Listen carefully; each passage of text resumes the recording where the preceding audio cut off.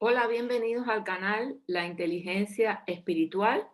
Les recuerdo que pueden escucharme también por Podcast Anchor, por Google Podcast, por Radio Public, Spotify, entre otras aplicaciones.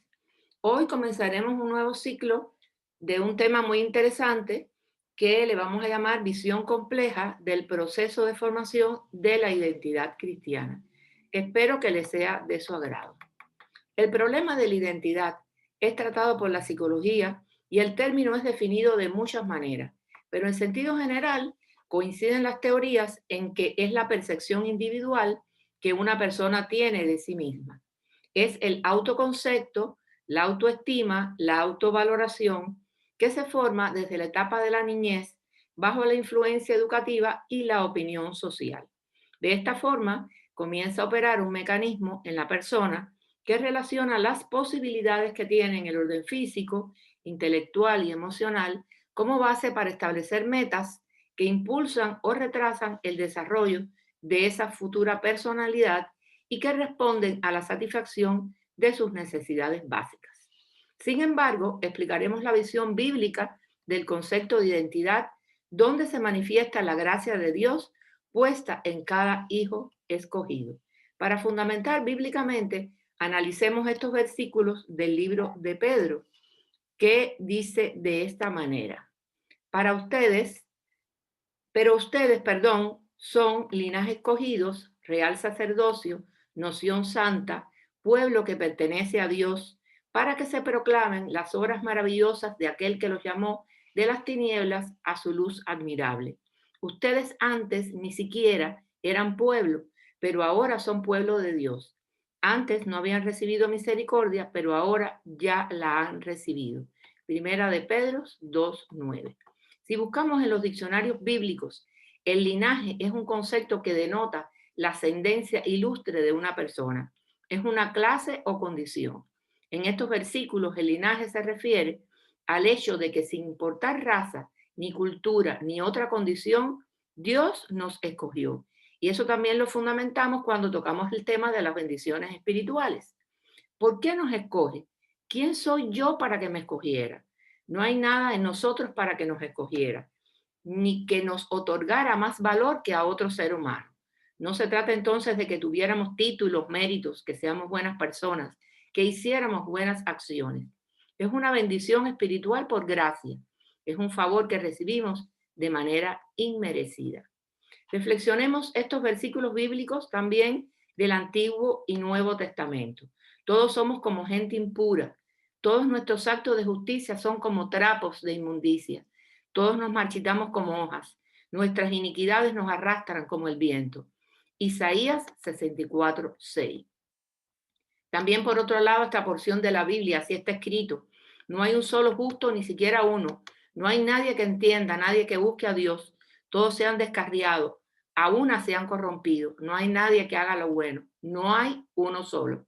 Romanos 3, del 10 al 12.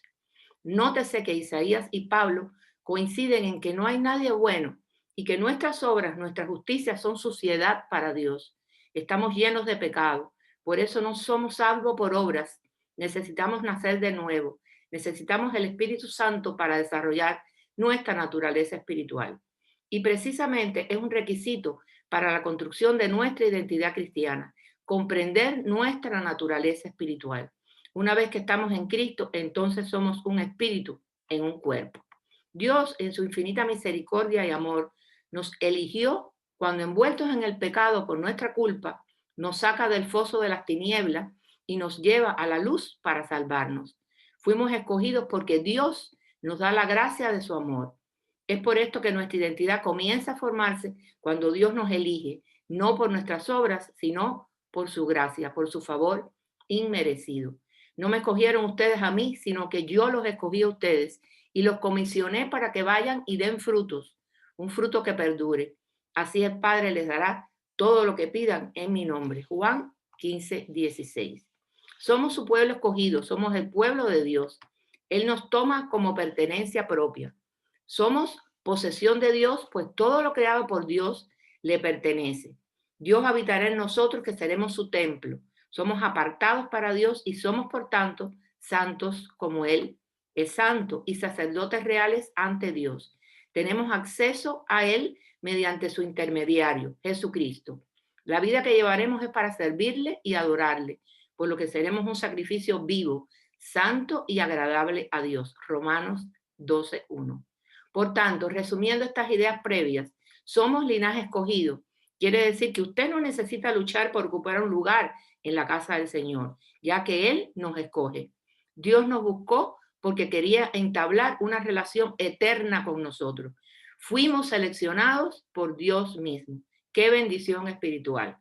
Somos real sacerdocio. Quiere decir que en Cristo Dios ha puesto a cada creyente en una nueva categoría. Ahora somos hijos del Rey y tenemos acceso libre y personal al Dios Todopoderoso. Somos del Rey. Somos nación santa. La palabra santa significa simplemente apartada. El Espíritu Santo ha sellado a todos los creyentes como hijos de Dios, Efesios 4:30, y nada puede deshacer esa relación con el Padre. Somos posesión de Dios. ¿Está consciente de cuán valioso es usted para el Padre Celestial? Valemos tanto para Él que compró nuestra salvación a un gran precio, la vida de su Hijo unigénito. Primera de Corintios 6:20. ¿Para qué fui escogido? Esta respuesta nos conduce al propósito, al destino, a la asignación que Dios nos ha dado. La respuesta la brinda Pedro cuando dice, para que proclamen las obras maravillosas de aquel que los llamó de las tinieblas a su luz admirable.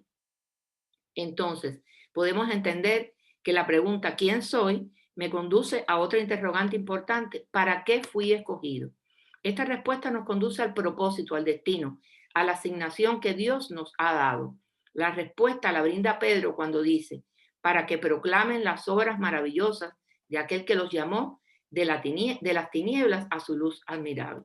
Nuestro diseño determina entonces nuestros designios, porque somos hechura de Dios, creados en Cristo Jesús para buenas obras, las cuales Dios dispuso de antemano a fin de que las pongamos en práctica. Efesios 2:10. Entonces, te invito a la siguiente reflexión. ¿Estás consciente de cuán valioso eres para el Padre Celestial? Vales tanto para Él que, repito, compró nuestra salvación a un gran precio, la vida de su Hijo unigénito. Primera de Corintios 6:20. Y por eso te estoy invitando a que reflexiones y que escribas unas líneas donde puedas agradecer a Dios desde tu corazón el haberte elegido como su hijo. Escribe esas líneas y agradece todo lo que tienes, todo lo que tienes, todo lo que haces. Agradeces por tu familia, por sobrevivir en esta etapa tan difícil de pandemia, porque Dios nos ha guardado en perfecta paz y salud. Igual que Moisés, yo declaro hoy, Éxodo 33:15, si tu presencia no va conmigo, no me hagas salir de aquí. Te invito a que cada decisión que tomes sea siempre aprobada por el Señor y que puedas declarar, si tu presencia no va conmigo, no me hagas salir de aquí. Te invito también a que realices introspecciones espirituales. Deja de mirar hacia afuera, deja de juzgar a los demás y mírate por dentro. Haz una introspección espiritual para que estés consciente de los propósitos de Dios. O sea, te invito a que te preguntes, ¿estoy consciente claramente de los propósitos de Dios en mi vida? ¿Qué estoy haciendo en mi vida cristocéntrica para servir al Señor? Si aún no puedes contestar alguna de estas preguntas, quiero decirte que debes aumentar tu comunión con el Espíritu Santo para discernir estas respuestas que seguro que está en la propia palabra de Dios. Yo te invito a hacer lo que yo hago, oro de día y de noche, pidiendo dirección al Señor para que aumente mi fe, para que aumente nuestra fe. A mí me ha dado resultados, ha sido muy beneficioso hacerlo. También te estoy invitando a que utilices los salmos para orar.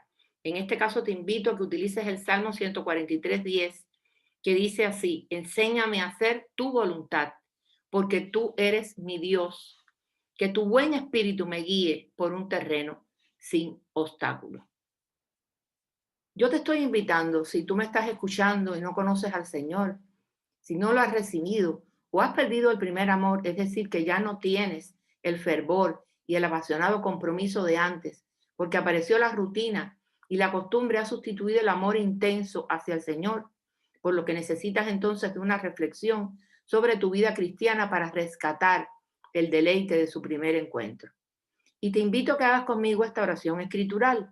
Dice la palabra de Dios, y el que a mí viene no le rechazo. Juan 6:37. Dice la palabra de Dios también que porque todo el que invoque el nombre del Señor será salvo. Romanos 10:13. También dice que si confiesas con tu boca que Jesús es el Señor y crees desde tu corazón que Dios lo levantó entre los muertos, serás salvo. Porque con el corazón se cree para justicia, pero con la boca se confiesa para salvación. Romanos 10, del 9 al 10. Tras hacer esta oración, podemos asumirnos como hijos de Dios. Pero también te digo que no basta con una simple oración. Debes estar dispuesto a entregar tu corazón y tu mente para ser transformados bajo el divino y hermoso amor del Señor. Así que será hasta la próxima vez. Bendiciones para todos y felices fiestas.